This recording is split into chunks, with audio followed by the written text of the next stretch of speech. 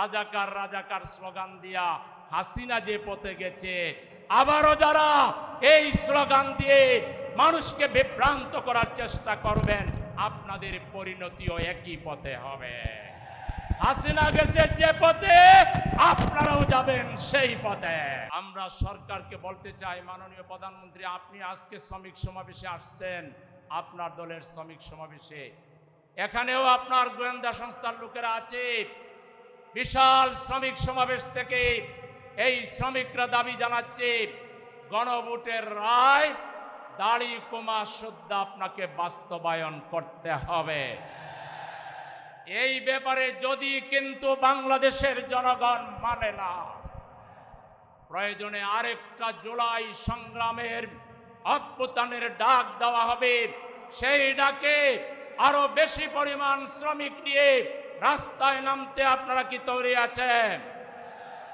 সংগ্রামী ভাইরা আমার, 1886 সাল থেকে এই পর্যন্ত প্রায় 140 বছরের শ্রমিক সমাজের দাবি যদি দেখা হয়, তাইলে দেখা যাবে একই দাবি তারা বলে আসছেন। শ্রমিকদের অধিকার দিতে হবে, বন্ধ কলকারখানা চালু করতে হবে, যখন তখন ছাঁটাই বন্ধ করতে হবে, মজুরির মধ্যে ভারসাম্য আনতে হবে, শ্রমিকদের জন্য তারা যে আয় ইনকাম করে তার উপযোগী, তার সাথে সামঞ্জস্য রেখে বাজারে দ্রব্যমূল্যের দাম নির্ধারণ করতে হবে। এরকম 100টা দাবির কথা যদি বলি, দেখা যাবে যে ওই এক দাবি আপনারা বলছেন, দাবির জায়গায় আছে, দাবি পূরণের কেউ নাই।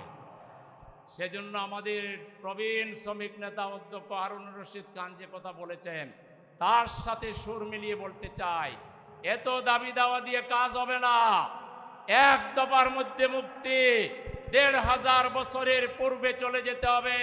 মুহাম্মদুর রাসূলুল্লাহ সাল্লাল্লাহু আলাইহি সাল্লাম শ্রমিক সমাজের জন্য যে মূল্যবোধের কথা বলেছেন, শ্রমিক সমাজের জন্য যে ধরনের মানবিক আচরণ করেছেন, সেই শ্রমিক সমাজের জন্য সেই মূল্যবোধ, সেই ন্যায়বোধ, সেই ইনসাফ, সেই কোরআনের শাসন বাংলাদেশে কায়েম করতে হবে।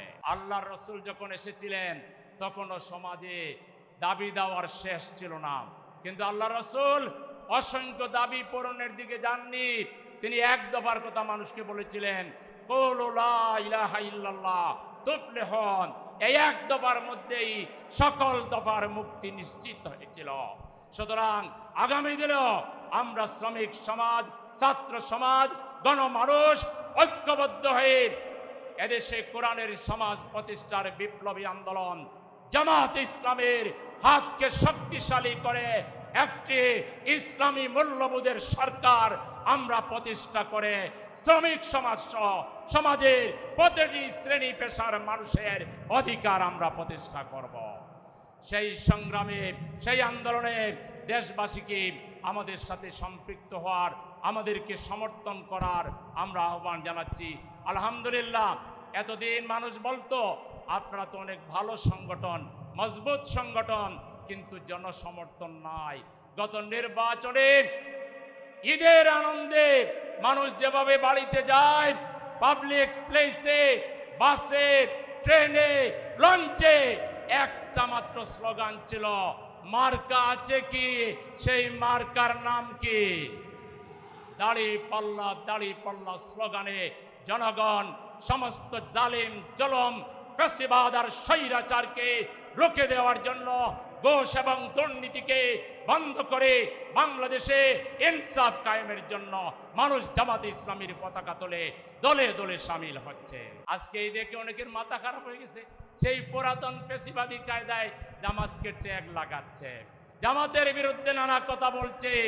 আমরা বলতে চাই, রাজাকার রাজাকার স্লোগান দিয়া হাসিনা যে পথে গেছে, আবারও যারা এই স্লোগান দিয়ে মানুষকে বিভ্রান্ত করার চেষ্টা করবেন, আপনাদের পরিণতিও একই পথে হবে।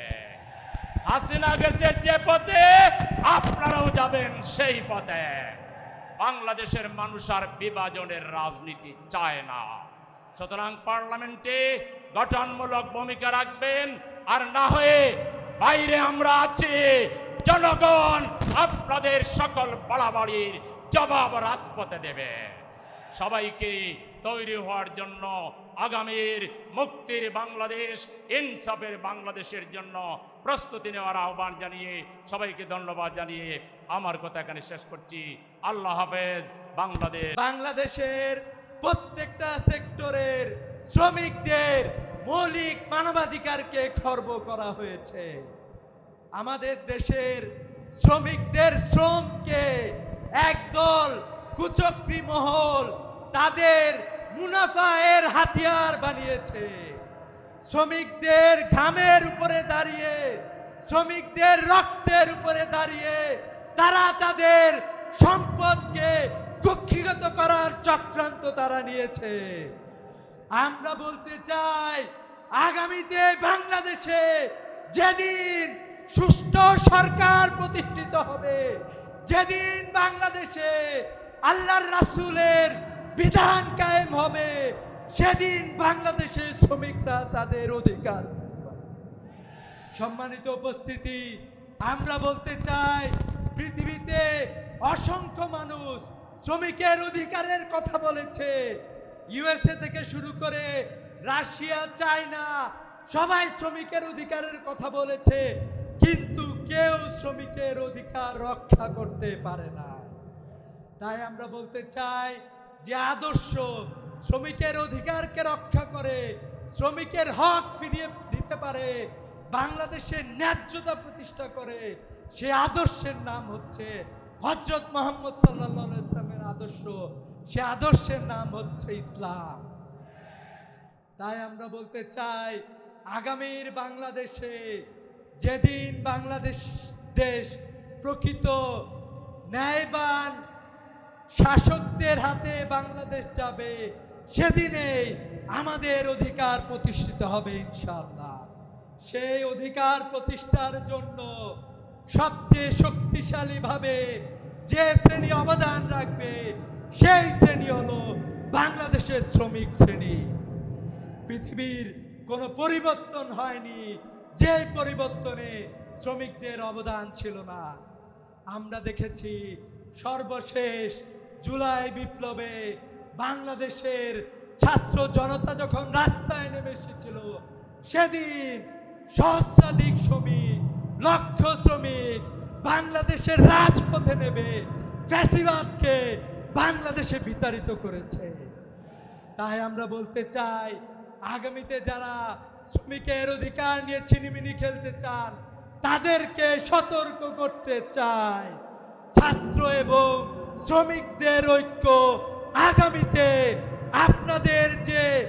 আপনারা যেই মানুষের অধিকারকে খর্ব করেছেন, সেই অধিকার আদায়ের জন্য ছাত্র এবং শ্রমিকদের ঐক্য বাংলাদেশ প্রতিষ্ঠায় সামনে এগিয়ে আসবে ইনশাআল্লাহ। সম্মানিত উপস্থিতি, ছাত্র এবং শ্রমিকের ঐক্যকে আগামীতে প্রতিষ্ঠা হবে, সেই ঐক্য প্রতিষ্ঠিত হবে, সে আহ্বান ব্যক্ত করেই আমি আমার কথা শেষ করছি।